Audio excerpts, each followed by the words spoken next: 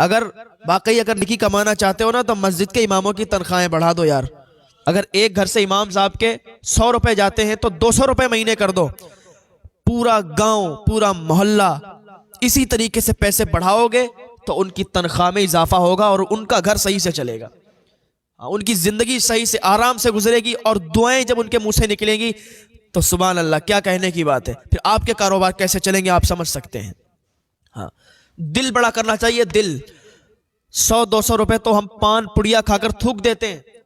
ہمارے نوجوان, ہم تو نہیں کھاتے, لیکن پان پڑیا کھا کے اور بھی خرچوں میں 100-200 روپے مہینے کے چلے جاتے ہیں. مہینے تو بہت بڑی بات ہے, ہفتے 2 ہفتے میں خرچ کر دیتے ہوں گے, لیکن امام صاحب کی بات آتی ہے جب کہ 100 روپے بھیا 100 روپے مہینے کے, تو بہت کرنی پڑتی ہے.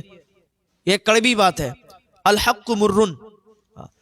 تو ایسا نہ سوچا کریں, امام صاحب کو اگر پیسے بڑھا کے کریں گے نا تو ان کے دل سے دعائیں نکلیں گی, اور 5 ٹائم کی نماز پڑھنے والے انسان کے دل سے جب دعائیں نکلتی ہیں تو پھر کیسی قبول ہوتی ہیں آپ کو تو پتہ ہی ہے. ہاں, اللہ پاک ہمیں ہدایت کی توفیق عطا فرمائے, اپنے امام کی عزت کرنے کی توفیق عطا فرمائے, امام کی زیادہ سے زیادہ تنخواہ بڑھانے کی توفیق عطا فرمائے. یار ہماری 50,000 1 لاکھ ہو کے بھی ہم پریشان ہیں, امام صاحب کی 5,000 10,000 میں کیسے خرچہ چل جاتا ہے یار, سوچنے والی بات ہے.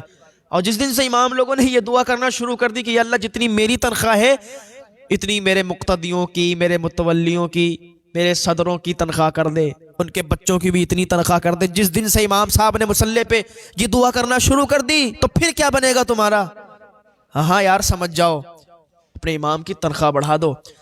ہم نہیں کہتے کہ اگر تم غریب ہو 100 روپے دیتے ہو مہینے کے تو دو, لیکن جو مالدار ہیں تو تھوڑا پیسے والے ہیں تو 100-200 میں کوئی کمی نہیں. یار غریب آدمی بڑھا دیتا ہے, غریب آدمی اگر 100 روپے دیتا ہے اس سے کہہ دو تو وہ 200 کر دے گا, لیکن جس کے پاس پیسے ہیں جو مالدار ہے اسے عزت راس نہیں آتی. 100 روپے اگر امام صاحب کو مہینے کے جاتے ہیں تو اگر کوئی کہتے 200 دے دو تو لڑ جائے گا. 200 کیسے دے دے, 100 دیتے ہیں تب تو اتنی بڑی بات پڑتی ہے ہمارے لیے, 100 ہی بہت ہے.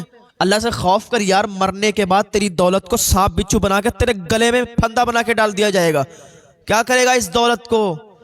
ارے اپنے امام کے کام نہیں آ سکتا, علماء کے کام نہیں آ سکتا, ائمہ کے کام نہیں آ سکتا, تیری دولت ان کے کام میں نہیں آ سکتی تو پھر کس کام میں آ سکتی ہے؟ اگر آج ہمارے بچے کی طبیعت خراب ہو جائے تو ہم 10 لاکھ روپے خرچ کر دیں گے لیکن ہمیں کچھ فرق نہیں پڑے گا.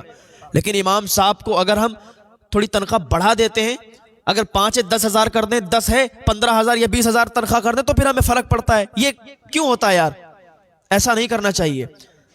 اگر اپنے امام کو خوش رکھو گے نا تو پتہ ہے غیب سے تمہاری مدد ہوا کرے گی.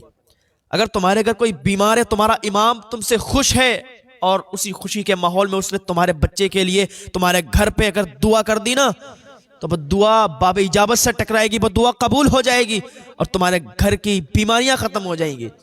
تمہارے گھر میں جو بیمار ہے اس کو شفا مل جائے گی. لیکن تمہارا امام ہی ناراض ہے, تمہارے گھر بیماریاں ہیں, تمہارے گھر پریشانیاں ہیں, اب تمہارا امام تو تم سے خوش نہیں ہے. اگر تمہارے لیے دعا بھی کرے گا, تم اس سے کہو گے دعا کے لیے, دعا بھی کرے گا, تب بھی وہ کیسے قبول ہوگی دعا جب تمہارا امام ہی تم سے ناراض ہے؟ پھر تو اپنے امام کو خوش کرو, اپنے مسجد کے امام کو خوش رکھو.